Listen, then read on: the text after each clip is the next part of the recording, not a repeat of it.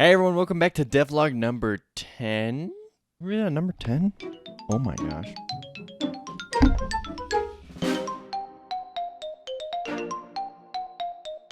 So, I just want to preface it before we kind of look into anything. I am planning on releasing a Kickstarter very soon. The goal that I've set for myself is this Saturday. However, I mean, you never know. Like, obviously, if it doesn't work, I'm not just like, I have to release it no matter what. Like, I'm gonna release it if it's ready, and that's the goal that I have. So, I'm gonna release a couple more updates this week as we kind of approach Saturday. So I'll just basically keep you guys updated. Let's go ahead and check out what I did this week, though, as I shrink into non-existence. I'm bringing the camera back.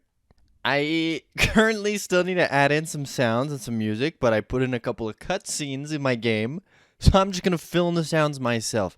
Mute me if you don't want that, okay?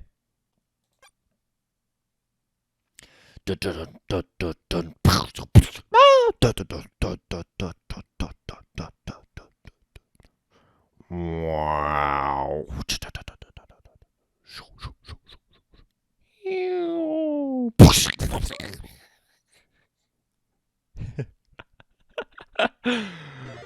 Yeet, let's go. I had fun with those sound effects. All right.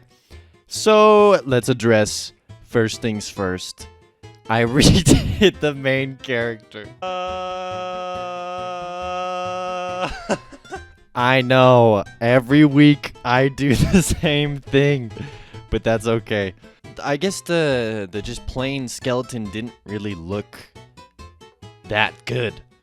And so, and it's not that it didn't look good, it's just, you know, it wasn't memorable. Like, it's not going to stick in your head. So now we have this kind of cool, more tribal looking skeleton. He's got like these blue face paint on him, this cool like strapped vest thing, some gold ringlets on his arm. I don't know, a cool like skirt thing. I don't know what the freak. It looks like a mohawk. It was supposed to be like feathers, but I mean, you know what? I'm fine with either. Let's look at the run cycle real quick, because I'm proud and it took me forever. I think it looks pretty dope, especially the hair and how it waves. This is him jumping. And this is the... Let's grab those gems. This is the sliding. Nice. What are you doing here, cat? Also, the background looks a lot better. I spent a lot of time this week working on background assets and tweaking art assets. And yes, the ground plants are floating. I have to fix that. It's fine. Just move them down 1 pixel. Okay, great. And we're also going to be taking a look at these. Ooh, yes. So these are the things that you interact with in between each run or each death. Now, these are the idols that you sacrifice your blood gems to for permanent upgrades or rewards. Now, there's going to be 4 big idols in total, and there's going to be about 5 smaller idols. The smaller idols are going to have one-time upgrades, such as the double jump, or the burst, or... I had a whole list. Give me a sec. Give me a sec. Double jump, burst, a dash, and potentially armor. So giving your character an armored heart or something that maybe regenerates every area. Also, over here, I didn't extend the background, so it shifts from this kind of light green to blue. I do notice that. So, these two are not implemented, so the attack speed is not implemented at all. The crit chance will function in game, but the altar doesn't work the way I want it to. This altar, on the other hand, works exactly like how I want it, because I was just playing around. I didn't have time to put it on all 3 this week. So I walk over to it. You'll see that its eyes start glowing, and it kind of shows this HUD here. So attack damage has a little icon signifying I have 1 attack damage, and then it will cost me 5 gems to essentially increase that. If I walk away, his eyes fade out. And so with these, I'm going to have his like central eye, glow. With this one, I'm going to have these 2 eyes glow, and obviously, as you walk in and out of each of them, you're going to be able to purchase and do different things. So I'm just going to put both of these into our attack damage here. There's the animation for that. And you'll see I have 0 blood gems, and the price goes up each time, so it gets exponentially harder to just kind of stack damage. But now, every arrow I shoot will deal 3 damage. And this is something that I really like for the progression of the game, because you can really feel how it just completely changes. Like, monkeys dying in 2 hits here. It just feels so... It feels really rewarding to go from having to shoot a monkey 6 times, I believe, is how much health they have, to just being able to shoot them twice and they're gone. Now, because of my test code, we redo the same room infinitely, which is fine, but that's why it looks a little suspicious here. So we're gonna just kill myself here, right?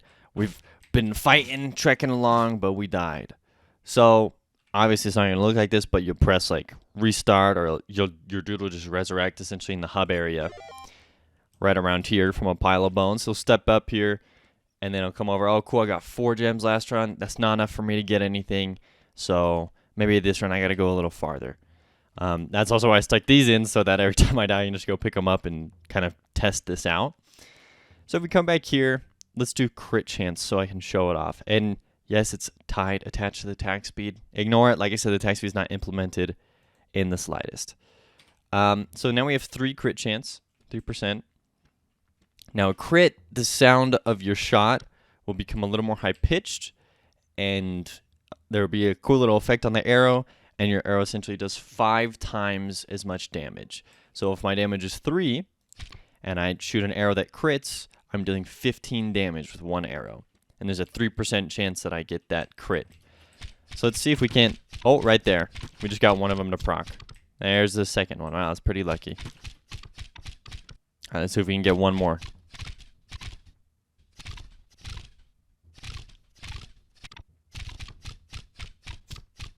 There it is. So just a very simple effect to kind of just hit it out. It's just something that makes the game fun, you know. Maybe makes you consider... It makes fighting bosses more fun. Because, I mean, when you crit a boss, it's, like, nice. Or if you're just running along and you one-shot one of the, enemies, also feels really nice. Now the game has more ins and outs of its mechanics. If you use your burst, which you now are going to have to end up purchasing in the similar way that I upgraded my attack and everything, you won't be able to crit during your burst. And your burst does less damage. But the nice thing is, if you're kind of pushing into a new area and you don't have an upgraded attack, your right-click burst is super useful. Like, it kills enemies really quickly, it feels really nice, and it's fun. But it doesn't have the ability to crit, it's dealing less damage, and so it's just, you gotta take that into account. As you upgrade your stuff and you move forward, it becomes way more worth it now to just shoot normally, because I've upgraded my attack here. Like, if I keep upgrading it, 15, I do a 4 with each shot. Like, if I were to keep going with that, before I know it, just a regular shot's going to one-shot everything. And so there's no real need for me to run around always, like, bursting at everyone. And so I really do like that kind of, I guess you could say, progression, the feel to it. Attack speed, obviously, like, they all break the game in their own way. Like, if you get enough crit chance, it's probably disgusting. Like, I think the most OP combo would be like crit chance and then even just the smallest amount of damage. Because if you're doing 5 times, like, I only upgraded this to what?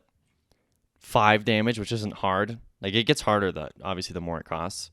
But like 5 damage, pretty easily attainable. And I pump everything else into crit chance.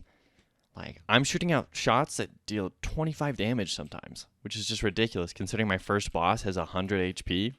So, and you're getting that roughly every 4th shot. It's pretty ridiculous. So, definitely looking forward to that. It's going to be fun. The 4th idol is going to be move speed, I think. So, your dude is going to move fairly slow, and then as you put stuff into the idol, you're like, oh yeah, sweet, I'm moving faster now. And the smaller idols, like I said, they're also going to be fun. They're going to unlock the mechanics of double jumping, of bursting, of, potentially getting stuff like that. And yes, you probably saw the crit in the burst. What I'm talking about is theory. I haven't put it in yet. So yes, you can still technically crit during the burst, but it is a reduced amount. because the burst always reduces the damage. Anyways, that's pretty much all I did this week, working on those cutscenes, implementing these towers or I guess these idols that you sacrifice blood gems to, in order to upgrade your run, your character, and just polishing it out to, get what I like here and all of that. I am going to go ahead and show off some of the other assets that I haven't quite implemented into the game, but that I was working on. I do want to give a shout out to Endesga. You can follow him on Twitter. He's working on an indie game called Nycra. He created this palette that I really like and I've been using in my game. Moving forward, here were the 3 idols here that I was working on. Here are the small little icons for attack damage, crit, attack speed, and it's going to be move speed. Probably might need to be reworked, but I don't know. I kind of like it. A cute little boot. These are some of the smaller idols. Just kind of what they are currently looking like. This one's pretty much nothing so far. But this is kind of what I was working with here. They're smaller. Like I said, you just walk up. It's like a one-time purchase thing. So I really struggled this week with backgrounds and implementing foregrounds and stuff. I just decided to go with simple is best. As you notice in the background, it's all just one color. And I'll pull that up just so you can see what I'm talking about while I'm talking about it. I played around with a lot of different ideas. These actually used to have details in them, but it just looks so much better like this. It's so much less distracting and makes it feel way more ambient, and it felt so much better. And you can still put a lot of detail into these. I can still spend a lot of time on these, but it definitely helps and it looks good and it's fairly simple, which is why I ended up going this route for the background. Now, I'm going to do some foreground stuff, which is where this tree comes in. Now, I really struggled with this tree as well. I took a lot of inspiration from the trees of Flynn, the son of Crimson. Now, the whole game is not like this, but if you notice in this cute little GIF, that's the first one that pops up, you'll see the trees here have 1, 2, 3 colors, or in the background here, 1, 2 colors. Very simple. The design is very easily manageable. They've included a lot of fun details while keeping it relatively simple. So I said, okay, I want to do something similar. Maybe I can keep my style and just limit the colors to 3 different colors and the details to kind of the differences in the colors. And I ended up with this. And I'm really happy with how it turned out. I think this tree in particular, I'm super stoked. I think it looks pretty good. And I think it's going to add some fun uniqueness to the foreground. And here's another kind of set of trees that I still have yet to finish that are completely different from this one singular tree. And these took me forever. Like, oh my goodness. Just trying to get all of these details right and trying to get the tree to a point where I like it. And even then, there's still a lot that I could probably change and fix about it. But for my current level of pixel art, I'm very pleased with it. Same with my character. This week, I really faced the problem of copying what other people did. And not like directly copying, but going, wow, that looks so good. I'm going to do it that way. And I tried doing it that way and putting it in the background. I'm like, it doesn't look good. Well, what if I did this? And I like do some other way. I'm like, oh, no, that doesn't look good. And then I realized I was like, when I just did it myself, like this idea of putting the trees in very simply like this and this tree right here, when I just kind of stopped fighting myself so hard and thinking that my art wasn't good enough, and I just said, I'm just going to do, what I feel like I would do instead of trying to copy what's already been done or all these pixel art tutorials. I ended up something I really like. For any of you that are out there working on your own projects, struggling with stuff, I don't think it's bad to take stuff from other people, but I think especially when it comes to indie games, people want to see what you like and what you think looks good a lot of the time. And I think a great example I'm going to bring up here is the Binding of Isaac. What is the theme across every single thing in this game? Yeah, they're all circles and heads. These are its bosses. This is a boss right here. That's one boss. This is a different boss, and all they did was attach legs to it. This is another boss with horns on it. This is another boss. This is another boss. This boss just has legs attached to it. This is the final boss of the game. It's a giant head, and then he creates 2 hands. So, and I mean, we could sit here and look at it all day. This is someone who took what he knew how to do and what he thought looked good, and he made a game with it. And you could probably look at this, and if you didn't know it was from the Binding of Isaac, you're like, dude, everything's a circle, and it's all so simple, and like, how come all your bosses are just heads? Like, how come none of them have like bodies or anything like that?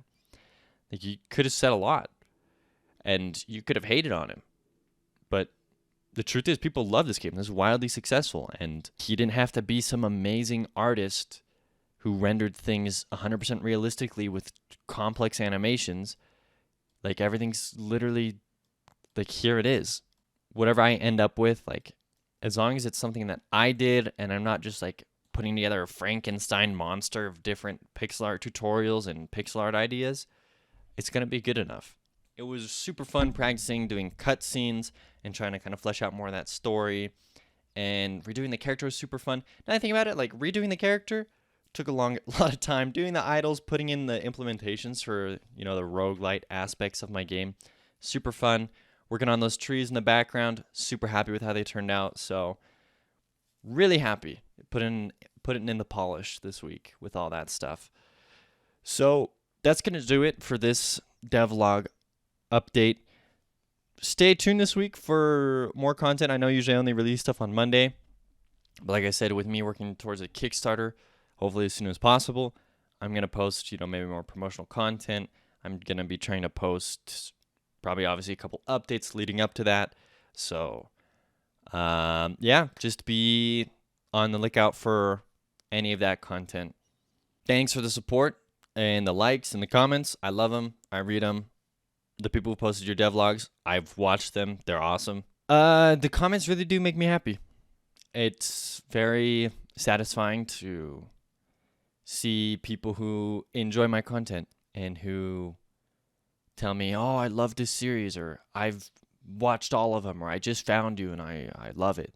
Thank you. I hope you still like it. I hope I'm still entertaining you. And I hope I can make a game that you like. In the hopes that you'll buy it, because I just care about the money. All right. I'm going to wrap it up here. Thanks for watching, guys. Adios.